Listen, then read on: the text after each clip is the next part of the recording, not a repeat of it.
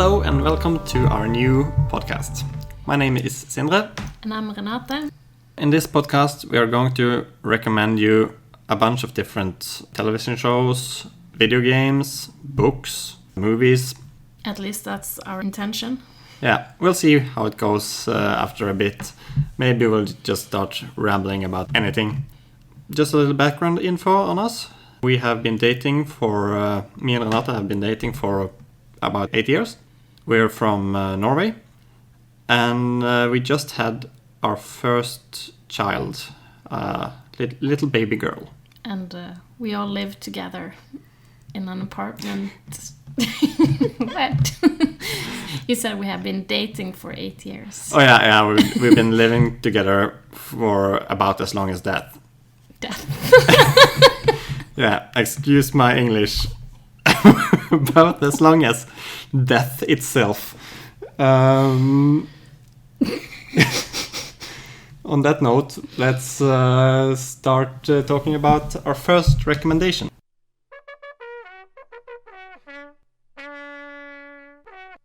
I was thinking we could talk about a book that you've been reading, Renate, or a book series rather.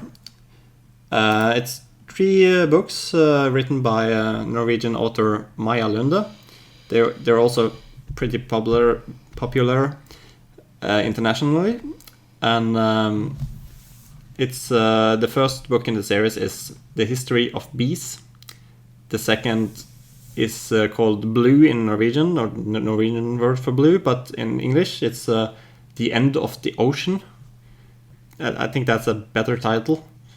And as far as I'm aware, the last one came out last year. I'm not sure if it's been translated to English yet, but translated from the Norwegian title, it's called Przewalski's Horse. I hope that's the correct pronunciation on that. So Renate, what can you tell me about these books? Well, I haven't actually read the last one. I read the first one, and I'm halfway through the Blue book. The End of the Ocean? Yeah. Yeah, The End of the Ocean. Well, I can't tell you that much about the plot because I'm really bad at remembering plots. Yeah, that's true. Like, I often remember a lot of stuff about movies and television shows and stuff we have seen, and you remember that you liked them pretty much. I remember liking them and enjoying them, but when it comes to talking about, well, basically what they are about, I get a bit stuck. Yeah, but on the other hand, you're much better at remembering stuff from our real life than I am.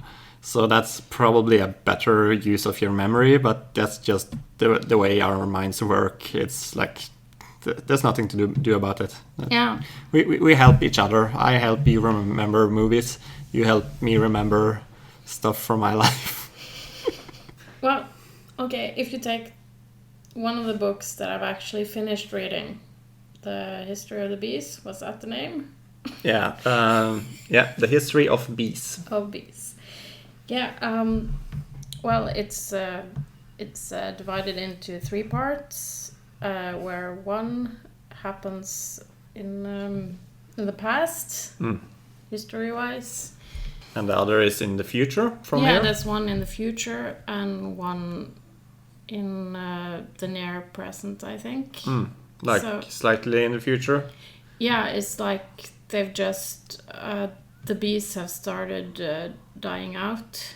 Yeah. So... like what actually happened a few years ago. Yeah, I guess so. Well, I think that in real life that has improved. Because I think they stopped using a lot of pesticide that had dangerous stuff for bees in it. I don't think we're back to... Like, I could be wrong about this. I think that situation has improved. But back when this was written in 2015, I think, it was a big problem at the time. Yeah, I hope you're right. Because in the future part of the book, all the bees are dead. So, well, I think that part of the story takes place in China, I think. And people are working with small paintbrushes Yeah. So they have to climb the trees and pollinate every flower manually. Yeah, so all people has taken over the job of pollination because the bees are no longer doing it, and the bees are the main pollinators on Earth. There are other insects and stuff that does it, but bees are like a huge source of pollination.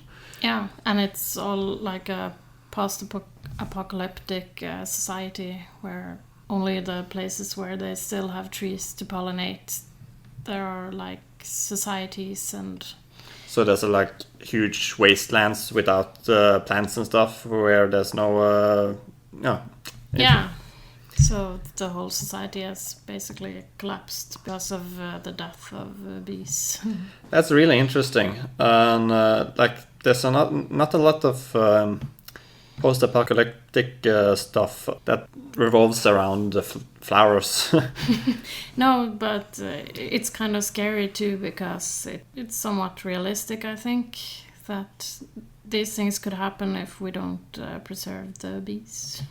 Yeah. And the only other media that I can remember that takes up an issue like this is the Bee Movie. I haven't seen that one. Well, it's about... Is that Seinfeld? Yeah, that is Jerry Seinfeld plays a bee, and he has to... Well, he isn't happy about his life in being a drone in the bee cube, so he runs out into the world and meets a human woman, and they fall in love and starts dating. And that's the plot for a little while, and then the plot changes when he finds out that humans have been stealing their honey and selling it. So they he contacts the rest of the bee society, and they go to court and sues humanity for like stealing their wealth in the form of honey. Is there a vegan message here? Vegans don't eat honey, because you take advantage of the bees when you... It could be, but I feel like it's maybe just a very weird movie. It's not considered good, is it? Well, it's... I think for a while it was not considered good, but now I think people are enjoying how crazy it is. And so they win the court case. And you have to say spoiler alert. Well, it's I think we can... How old is that movie? Yeah, did that come before the history of bees, or did it come after? That's a little interesting.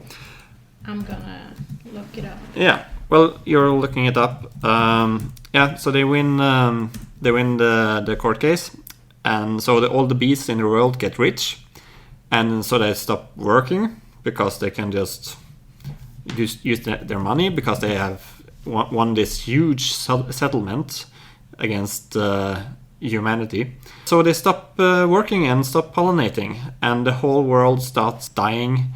And so Seinfeld has to... Seinfeld, the bee, has to convince all the bees to start pollinating again to save the planet. So when did that movie come up? I get the Norwegian release date. That's 26th of December 2007. Yeah, so that's way before History of Bees. So I think we can be quite sure that Maja Lunde stole the entire plot of her book. Sure. Well, no, we don't actually believe that, but... Who knows? Who knows? She might have been inspired by it.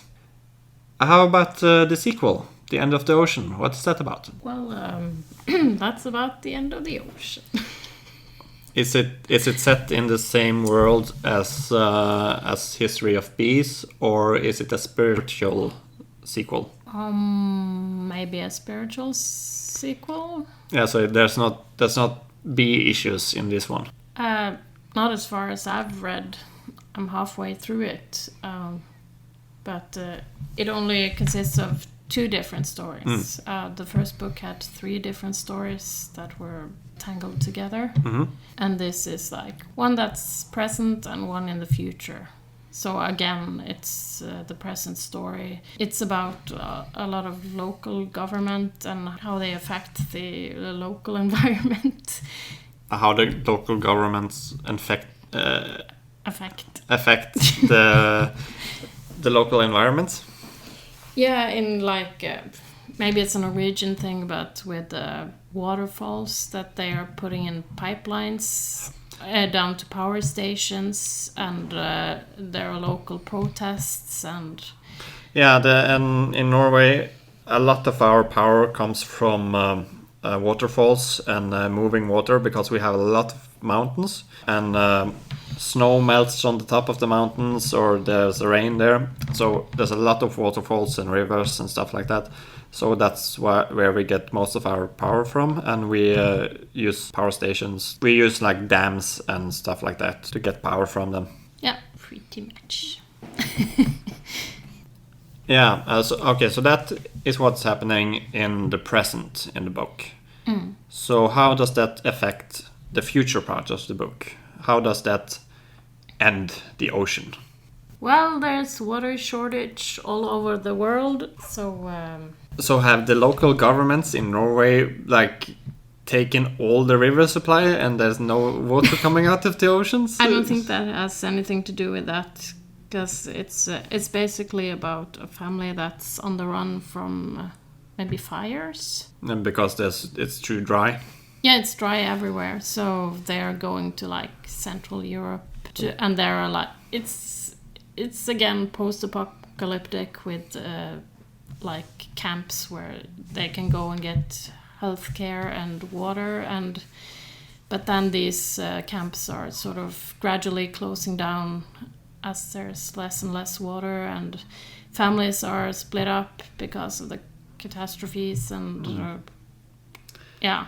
That reminds me a lot of Australia nowadays, with a huge fire in Australia because it's so dry. Mm. And yeah, like I was saying, it's not that far-fetched, really. That's what makes it a bit scary. Yeah. That these things could happen.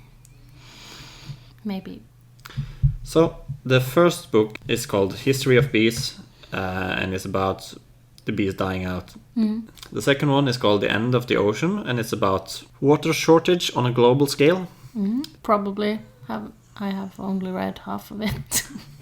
Well, the third book is called Przewalski's Horse, maybe. Something like around that. Przewalski's Horse. You think that is about like horse people taking over and trying to kill everyone on the planet?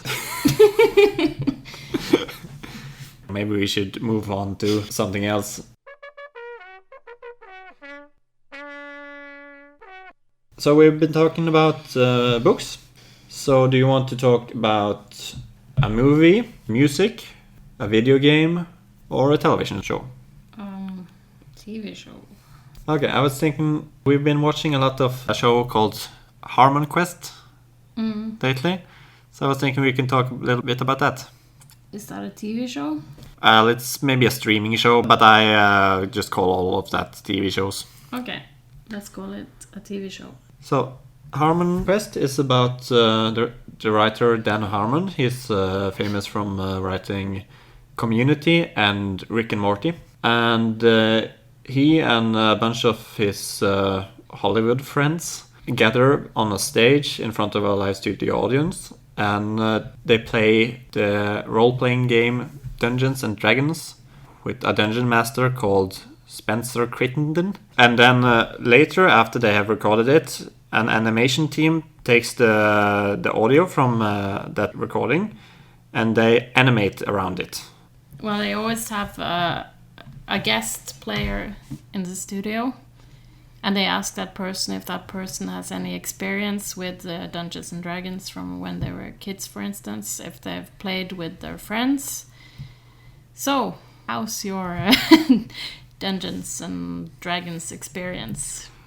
Well, I'm very fascinated by the whole thing because it's like the lore and stuff in Dungeons and Dragons books have inspired a lot of things in popular culture. Like, if you've ever heard of a mimic, that's from Dungeons and Dragons. And there's like just a lot of What's a mimic?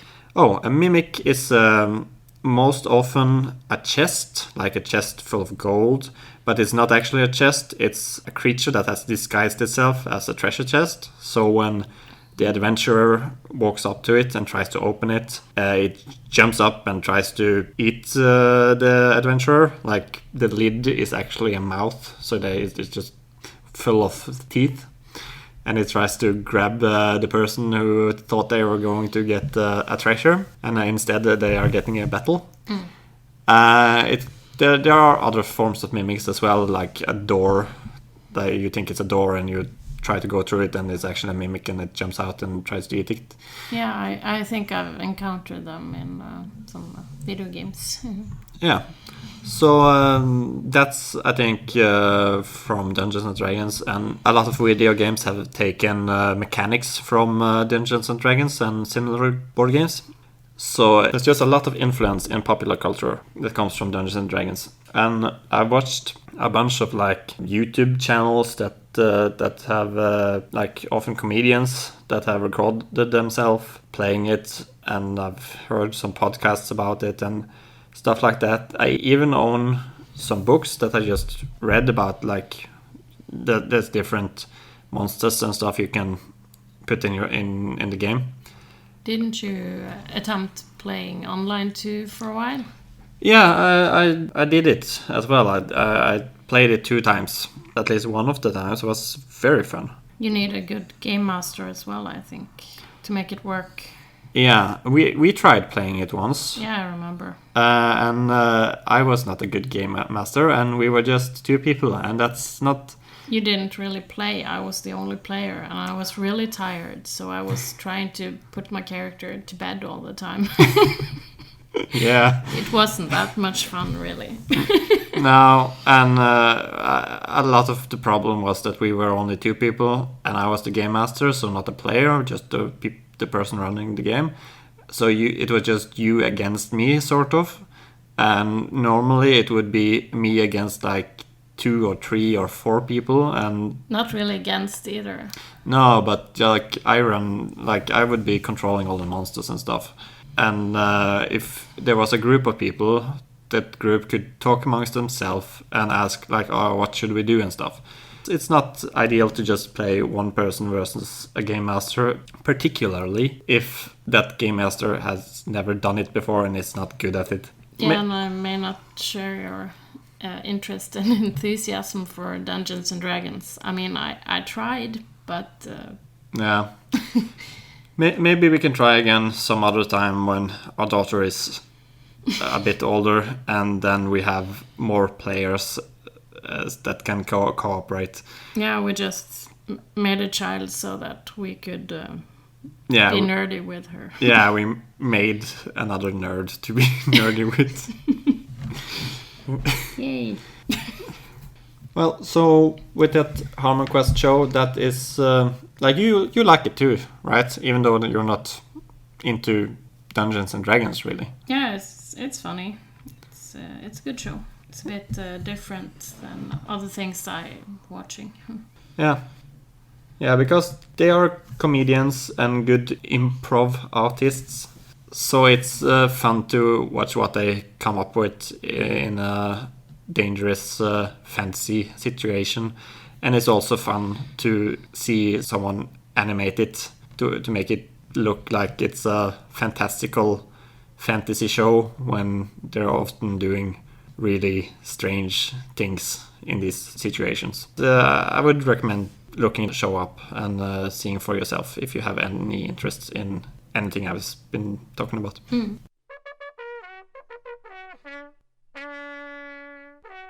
So, next up, I was thinking we could talk a little bit about band. So I decided maybe we could talk a little bit about Muse, which I think is the first band we were on a concert together. You may be right. I think we may have been to a festival together before. Yeah. But this is the first band we went specifically to see just one band. We saw them at our local football stadium. That's soccer stadium. Yeah. When was that? Oh, I'm not sure. Actually, I think it might have been in 2013.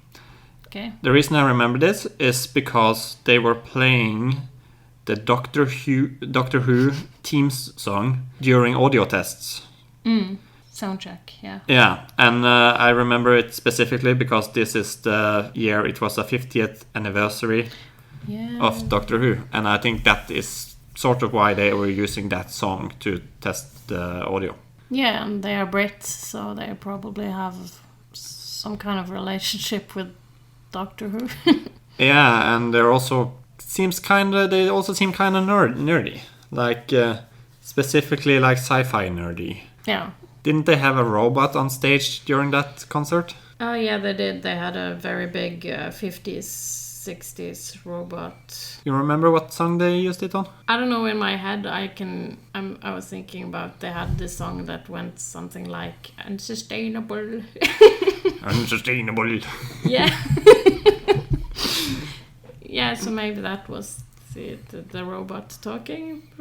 I remember we also they also started spraying out some notes, some Muse money. Yeah, Muse money. Wasn't it Muse bucks or something? Maybe, because there was like a suited up businessman on stage who was sort of spreading money around, and I think it was a stab at capitalism or something. Well, yeah, it seemed like that. I remember I grabbed a few of those bucks and took them home, but you know, when we saw them in daylight, it was like, is there barf on this? And and someone stepped on this one, and I threw away most of them, and I think we kept about 2, maybe. Yeah, that looked pretty clean, and we had them in our living room, but I think we threw them away when we moved. Yeah, if they're not like somewhere in a box, but I've unpacked most of the boxes recently, and I don't think I found it. So I think. Yeah, and how long have we been living here? Is it 2 or 3 years? Yeah, something like that. But we are slow movers. Yeah, it's just a few weeks ago now. I unpacked the rest of the bags while you were in the hospital waiting to give birth. For the people listening, this is during the corona crisis, so I was not allowed to stay in the hospital with her. They called me up when she was starting to give birth. When I was in labor, you could join me and suffer with me. Yeah, for a few hours. Afterwards, I had to go home again while you were recovering in the hospital for a few days. And that's when I spent the time to finally unpack those boxes. We had a room filled with boxes, and that was the room that was going to be used for the baby. Like having a changing station in there and stuff like that, and she will move in there and live there when she's older.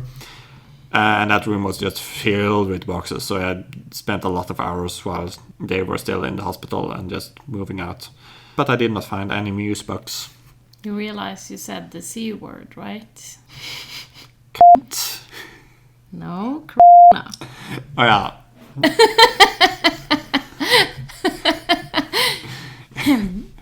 We were not supposed to talk about corona, but like just... Maybe we should say, you know what? Well, sorry everybody for reminding you about the C word, disease. The incident, no, what should we call it? The disease. The virus. Oh, that's too much on the nose. I like words like the incident or the trouble. Yeah. Oh, sorry to anyone Irish. The troubles, that's what they call those troubles in north of Ireland. Oh yeah. Well, you've been to Ireland. I haven't. I didn't know about that.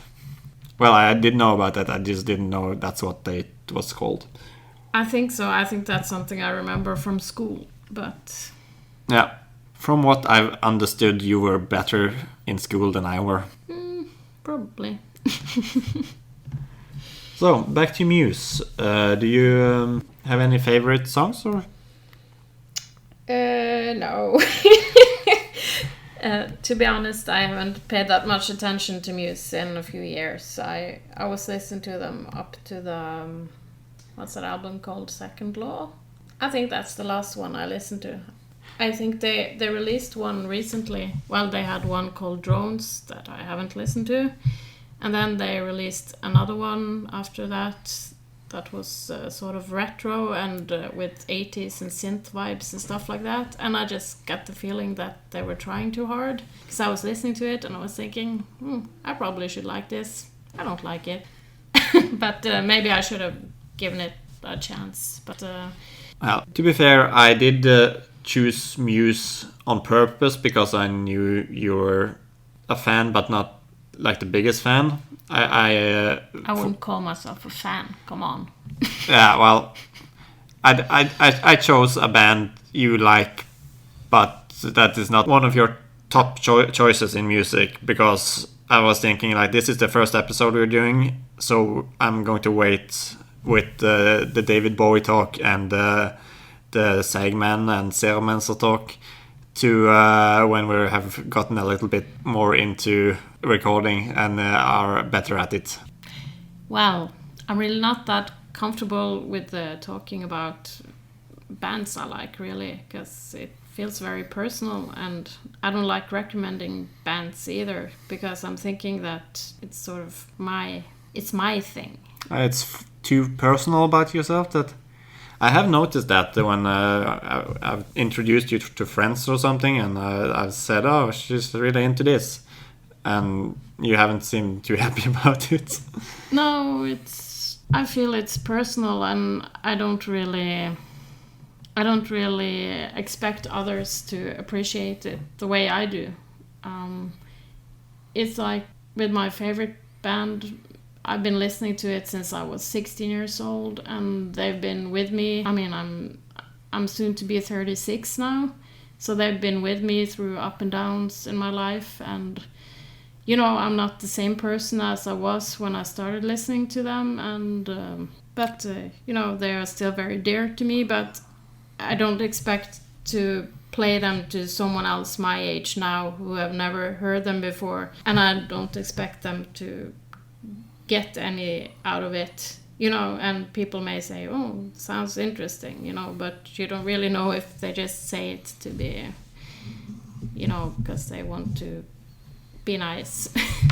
Yeah, and it's too close to yourself, that it's too personal, so you don't want them to you don't want them to lie about liking it, or pass judgment and say, "Oh, this was crap." But then I'm thinking like, but you weren't there 20 years ago when I started listening to them. You don't know. Are you comfortable about saying what this band is, or? No. Okay, well, let that be a mystery. Didn't you mention them? Yeah, just a few minutes ago? It's one of the bands I mentioned. Yeah. Okay, enough said. Yeah. Should we talk a little bit about a movie we just watched? Yeah, let's do that. So, I was thinking we could talk about Dolemite Is My Name. Oh, yeah, we saw that. When was it? 2 days ago? Yeah, I think it was 2 days ago, and that's the last movie we saw. It was on Netflix, so freebie? No, not freebie. Well, we're paying for our subscription, so... Well, we didn't have to rent it or buy it, so that's... Yeah, close to free. Yeah, we sometimes rent movies on YouTube, actually. That's where we usually rent our movies. Yeah, that's... YouTube has a lot of good movie selection to rent movies. I'm not sure if that's the best price you can get for stuff like that, but it's It's okay. It's okay. And we don't do it all the time because we have both Netflix and HBO, and we also have collections of DVDs and Blu-rays. So we have a lot of things to watch. But sometimes there's like a pretty new movie we want to see, and it's not available on Netflix because they're kind of slow sometimes. Yeah. At least here in Norway. I don't know if it's better in the US. Or... Yeah, lately I have been wanting to watch a lot of new movies that haven't even cropped up on YouTube yet, like Parasite. Yeah, Parasite's one of them. I want to see that one as well. Jojo Rabbit even. I haven't come to YouTube yet. That's strange. Yeah. But once again, is this area specific or? I have no idea. Maybe they're on YouTube in like America and it hasn't come to Norway yet because maybe they need to text it. Maybe they need to make the subtitles before they... You don't need subtitles. Yeah, I prefer not to watch it with Norwegian subtitles anyway because often I judge the translations and think, it should have been translated this way instead. And yeah, that's a... You have a real hang-up on bad subtitling. Yeah, it's not even bad often. Maybe there's like not optimal sometimes and I really don't like it. But yeah, that's a very specific problem for people that understand the language of the original movie and a different language subtitle. I don't think a lot of our listeners are going to have the same problem as me. Yeah, no.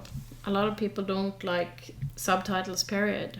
I don't mind subtitles. I mean, I don't mind watching like Korean movies and have them subtitled. I have no problem with watching.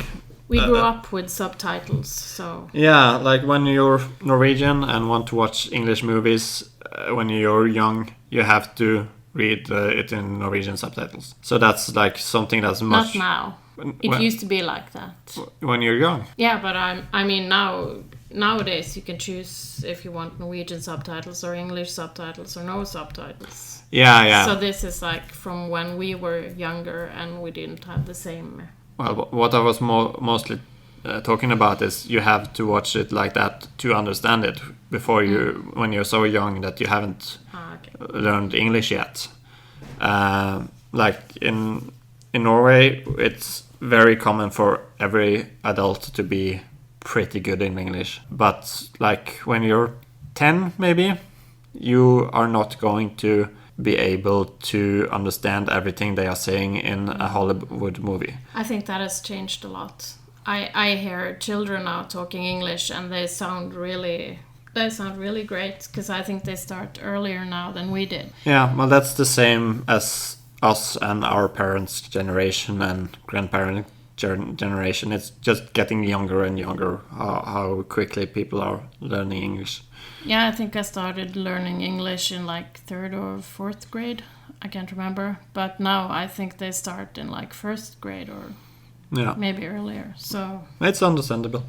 But can I just say, I just looked up Jojo Rabbit on IMDb. Okay. And it was released 17th of January in Norway. So it's been out quite a while here as well. Yeah, well, but it did come out last year in America, I think. But I'm thinking that they should have subtitles ready if that's the issue. Yeah, I don't think that is the issue. I think it's the amount of time between when it comes out in the cinema to when it can come out digitally. I think it just has to be a certain amount of months between. You know, this was, by the way, a really good talk about Dolemite Is My Name. Yeah, let's get back to that. So it's a real story about he's a comedian who's called Rudy Ray Moore, and he develops a character called Dolemite based on some old jokes in African American neighborhoods. And this character Dolemite, he's like sort of a pimp and very foul-mouthed and has a lot of rhyming jokes. Like, as an example, could you come with an example on a rhyme? Are you crazy? Put your weight on it. No, that wasn't. No, that's like a catchphrase, I think. Yeah, well, that's from a sex scene in the movie. Well, actually, a sex scene. Let's back up a bit. In the movie, they are making another movie, because this is based on movies that Rudy Ray Moore made, where Dolemite is main character, and they are sort of B movies made with a really low budget and. Once again, a B movie. Oh yeah, that's true. But these movies are not actually about bees. Really? Yeah, these movies are about. Well, I mean, the movie is about it's sort of a crime movie where this Dolemite character is like this real badass that knows kung fu and shoots cars and they blow up, and he can rip people's guts right out of their bodies just like by grabbing inside their skin. And has a lot of one-liners, and I'm maybe sort of making it sound cool, but it's made like with so low a budget that it's sort of funny.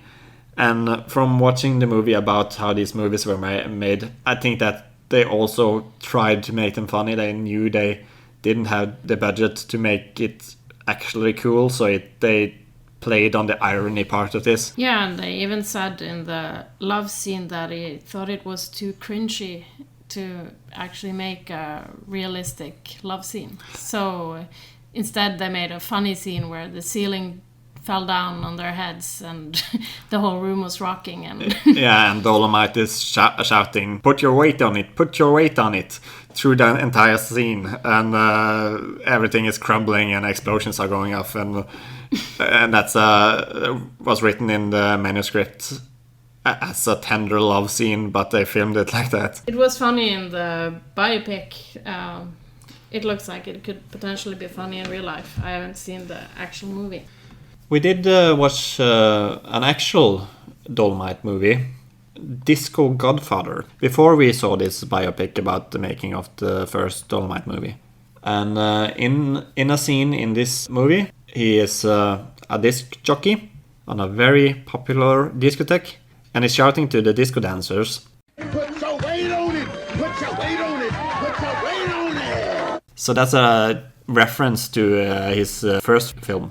So yeah, in Dolemite Is My Name, we watch as Rudy Ray Moore develops from just a guy working in a record store to him making the Dolemite character, to him producing his own comedy record and selling it out of the backs of cars and stuff. And he sells a lot of those records, and eventually he decides to make a movie to reach more people. And then we see them making the movie and the ups and downs of that, and the trouble of getting it released in theaters, and like everything like that. It's a movie about an artist finding himself and finding his audience and developing his craft. But the artist here in question is a really cheesy 70s character actor, and it's incredibly funny, and I recommend watching that. Yeah. You had a good time watching it too, didn't you? Yeah, I enjoyed it, and I used to really like Eddie Murphy movies back in the 90s, so it was nice to see him on top of his game again. Yeah, that's true. I forgot to mention, but Rudy Ray Moore, the guy that played Dolemite, is here in this movie played by Eddie Murphy. Yeah. So he's a funny guy. You may forget how funny he is because he's been in a few bad roles for the last years. Yeah, there's a lot of good actors in this, actually. Mm-hmm. Wesley Snipes was funny. Oh, yeah. The director. Yeah, he was the director of the first Dolemite movie. And it was nice to see Keegan-Michael Key as well, since we've been watching that Key and Peele. Yeah, we've we have few episodes left, but we have watched like almost every episode of Key and Peele quite recently. So it was nice seeing him again. You kind of forget that he's a celebrity, and then you're like, whoa, how did you manage to get into this film? And then you just remember, oh, I don't know him. I've just been watching him a lot lately. Yeah, you feel like a personal connection to him now because you've seen him, and that Key and Peele show is really good. Like it makes you feel like you're one of their friends, and it feels sort of like you're there with them. Also in the movie is Titus Burgess, I think his real name is, but he plays Titus Andromedon, on Kimmy Schmidt. Yeah, the Netflix sitcom. Yeah, I don't think it's called Kimmy Schmidt. It's not called Kimmy Schmidt. Is it called Titus Show? Well, it's not called Unbreakable. Yeah. Unbreakable Kimmy Schmidt. Yeah. Unbreakable. You're alive, damn it. It's a miracle. Well, and yeah, Titus Burgess is really good as Titus Andromedon in that show. And I think he plays himself. It seems like it. Yeah, it seems like one of those characters that's just a heightened version of the actor. The actor himself, yes. Yeah. So I think maybe that's all we're going to talk about for this first episode. Yeah, I think we're just going to keep this first episode quite short and sweet. But we're going to maybe give everybody a little bit of homework for the next episode. We have a huge amount of DVDs and Blu-rays. Some of them we bought before we started dating. And we have shown each other most of the movies and television shows that we have on these discs. But some of them we have not shown each other yet. So we have a little list of movies that we have not shown the other person yet. And we are going to go through them with you guys. And some of them we have just not gotten around to. And some of the other movies maybe we didn't like that much, and that's why we haven't shown our partner it. So it's going to be interesting to talk about all of this. So what I'm thinking is that you can pick the first one, Renate? I can. I've already picked the first movie. Can you guess which one it's going to be? No, and I'm not sure why you think I can guess it. Because I've mentioned it on numerous occasions. Oh, is it that really old one about... No. Okay. Then I'm not sure. It's from 2005. It's directed by Ang Lee. I'm still not sure. And everybody and their grandmother has seen it, but not you. I have no idea. Oh, wait. Is it Brokeback Mountain? Yeah! Well... 10 points for you. Yay! I'm looking forward to it. I have been wanting to watch it, but it's like a romantic movie, but that's not always I am in the mood for stuff like that. Yeah, I wouldn't call it a romantic movie, really. It's... maybe I have just been fooled by the marketing. Maybe. Well, it has some romantic parts, I guess, but, it's sad in a way. And yeah. Well, but it's a beautiful film. Yeah. Well, I think what we're going to do is for the next episode, we're going to start talking about just random stuff like we did this time. And then we're going to finish off with Brokeback Mountain. And when we're finished talking about that one, I'm going to pick another movie for us to watch. So if you are interested in watching Brokeback Mountain before we talk about it... I think I have to feed the baby.